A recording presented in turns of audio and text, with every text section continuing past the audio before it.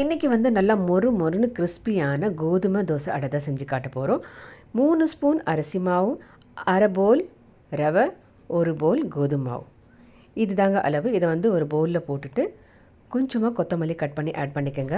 ஒரு கைப்பிடி அளவுக்கு சின்ன வெங்காயம், காரத்துக்கேற்ற பச்சை மிளகா, இந்த ரெசிபிக்கு தேவையான உப்பு. சின்ன வெங்காயம் போட்டிங்கன்னா தான் நல்லா டேஸ்ட் அதிகமாக நல்லாயிருக்கும். கொஞ்சமாக தண்ணி ஊற்றி நம்ம நல்லா மிக்ஸ் பண்ணிக்கலாம். அடிஷ்னலாக உங்களுக்கு வேணும்னா நீங்கள் கொஞ்சமாக பெருங்காயம், கொஞ்சமாக ஜீரகம், கொஞ்சமாக கிரேட்டட் கேரட் அதையும் போட்டு நம்ம நல்லா மிக்ஸ் பண்ணிக்கலாம். இந்த கன்சிஸ்டன்சிக்கு வந்த பிறகு மூடி போட்டு ஒரு 10 நிமிஷம் அப்படியே ரெஸ்ட்டில் விட்டுருங்க. 10 நிமிஷம் ஆன பிறகு கல் சூடான ஒன்று 2 கரண்டி மாவு எடுத்து இந்த மாதிரி அடைப்பதத்துக்கு நம்ம ஊற்றிக்கலாம். ஃப்ளேமை மீடியமாக வச்சு நம்ம நல்லா ரெடி பண்ணிக்கலாம். சைடில் வேணால் ஆயில் ஸ்ப்ரெட் பண்ணிக்கோங்க. இப்போ திருப்பி போட்டுக்கோங்க.